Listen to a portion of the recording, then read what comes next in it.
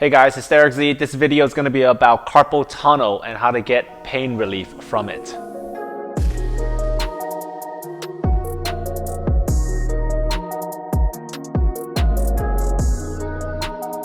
the carpal tunnel is a tiny tunnel that's right underneath the wrist. Within it is the median nerve and a bunch of other tendons that come from your forearm. The issue arises when the median nerve is compressed. So the median nerve is responsible for sensory information in your hand, but only specific parts of your hand. So it's not really carpal tunnel when you have numbness and tingling in other parts of your hand. So the median nerve distribution has to do with sensory information in the front part of your palm, parts of your thumb, mostly your index finger on the palm side, your middle finger, and half of your finger and half of your ring finger. And also on the back side, the tips of your index finger, your ring finger, and half of the ring finger right over here. If you have numbness and tingling in the entire hand or on the last two, that's not carpal tunnel. That's another nerve called the ulnar nerve, and that runs down the arm in a different pathway. So for it to be truly carpal tunnel, the median nerve has to be compressed, which is inside the tunnel itself, and that's the only nerve that's inside the carpal tunnel. The median nerve also has a motor component to it, meaning it controls muscles. So if you see this part of your thumb, we call it the thenar eminence, which is the meaty part of your palm right over here. If that starts to shrink, that's also a sign that you have severe carpal tunnel, because then the nerve has been compressed for a long time. Muscles don't usually atrophy unless the nerves are compressed for a long period of time.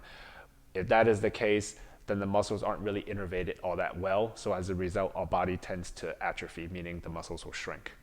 There's usually 3 clinical tests that I run when I look at the patient that's in front of me, if they are telling me or if they were sent to me for carpal tunnel. The first one is what we call the Tinel sign. These are all tests that you can do for yourself. The second one is the carpal tunnel compression test. And then the third one is the Phalen's test. So the Phalen's test is you take your palms, you drip them down like that, get your elbows to about 90 degrees or a little bit more, and you compress basically the carpal tunnel. You hold this position, get your wrist into full flexion for about 30 to 60 seconds. If this elicits your symptoms in the side that you are having carpal tunnel, this is a positive test. So the second test is the Tinel's test. This is a very straightforward test. All you gotta do is find where the carpal tunnel is or within where it is to find the median nerve. You take your hand, grab your wrist, and just slide it down. Where it stops is where the crease is, and where that crease is where the carpal tunnel is. Within the carpal tunnel, like I mentioned before, is where the median nerve is. So you get to the front of it, take a couple fingers, and you tap it. You don't want to tap it so hard, but you want to tap it enough where if you're having carpal tunnel on this side, there should be numbness and tingling or symptoms shooting down into the hand. So that's what you're trying to elicit. So this is a provocative test, meaning you're trying to elicit symptoms. Usually in the clinic when I do this, what positive means is when they have numbness and tingling, sometimes people talk about like a pulsing sensation that goes down into the first 3 fingers or where the median nerve distribution is, or sometimes they even have pain in that area. So if they have pain or they have those numbness and tingling, that just means the median nerve is sensitive enough. There might be some inflammation in the carpal tunnel. It's already been compressed for a while. There has been times, I would say, where I have patients with carpal tunnel. I do this test and it's negative, but they still have carpal tunnel, but we just caught it early and the nerve hasn't been compressed long enough yet. The last test that I do in the clinic is the carpal compression test. Again, you have to find the crease in your wrist. You slide your fingers down. The first place where it stops is the end of your radius and your ulna, and distal to that is essentially the carpal tunnel. So you find that, and then you basically apply pressure, and you basically are trying to squeeze it, is what you're trying to do. So when you squeeze this area, the test is that you hold it for 30 to 60 seconds, And with what you're trying to do is elicit symptoms from the median nerve into the hand. If you're experiencing those symptoms, then that is a positive test. The symptoms are usually numbness, tingling, or even pain, sometimes even burning into the hand. So now we talk about treatment. What do we do about carpal tunnel? The first recommendation that I have my patients do is get a brace that keeps their wrists in a neutral position. This is particularly helpful at night because when you sleep at night, people either curl up like this or they put their wrists in a weird position, which then actually puts the carpal tunnel into a compressed state, which then is putting pressure on the median nerve, or they have it out like this, which then puts it in a stretch position for a long period of time, which also irritates the median nerve. The brace is also helpful if you're somebody who types a lot, you work in front of a computer, or there's just a lot of wrist action, you're using your wrist a lot throughout the day. This is also something just to help with symptom management. You basically wear it until your symptoms subsides.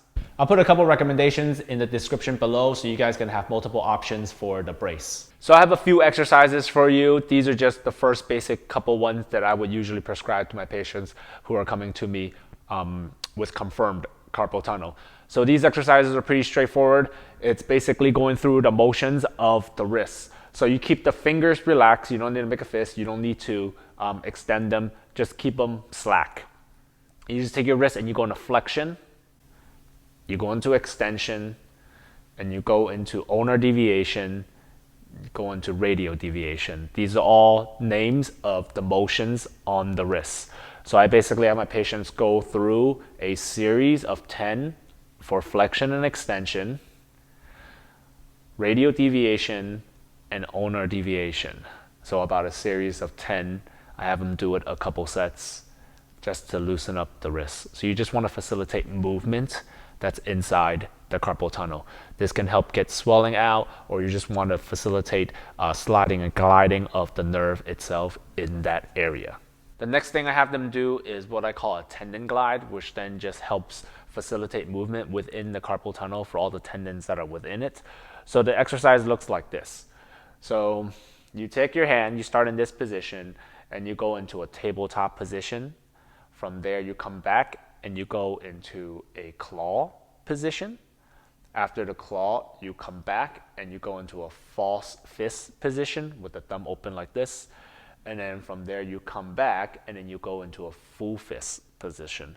That is 1. And I usually have my folks do that about 10 times. Next exercise is what we call a nerve glide with a bias in the carpal tunnel itself.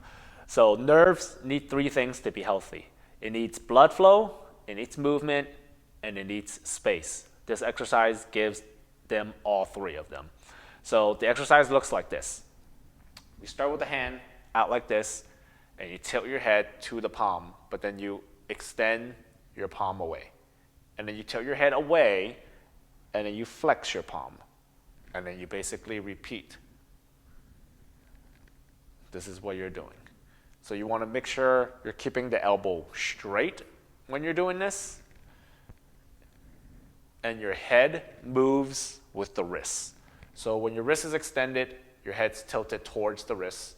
When your wrist is flexed, your head is tilted away. So what you're essentially doing is the entire median nerve pathway comes from the neck, and it essentially originates from the spinal cord.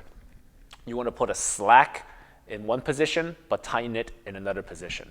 So when you're here, you're actually slackening the nerve. So you imagine one long line running down the joint from the shoulder to the elbow to the wrist and into the fingers.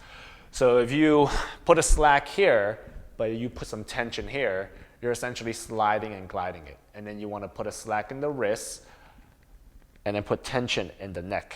So you're putting some tension here, and then you're putting slack here. So you're basically taking the entire nerve pathway and you're doing this to it. So sliding and gliding, which facilitates movement within the tunnel.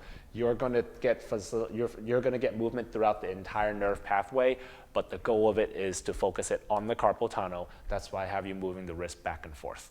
The last thing I recommend to my folks is cardiovascular activity, because blood flow is one of the things that contribute to the health of a nerve. So anything that doesn't provoke your symptoms to a point where it's not tolerable. So that could be running, it could be walking, getting on the bike, getting on the elliptical. It could be you getting into a pool.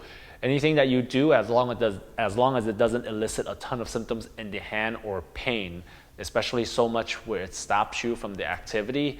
I mean, these are all guidelines for all of my exercises anyways when I am prescribing them to my patients. But having cardiovascular activity within the regimen of your exercises will only speed up your recovery, because it helps with blood flow, and blood flow is one of the things that nerves need to be healthy. That's all I have for you guys in terms of carpal tunnel. Let me know if you have any questions and put them in the comments section below, and I'll see you guys in the next video. Thanks for watching.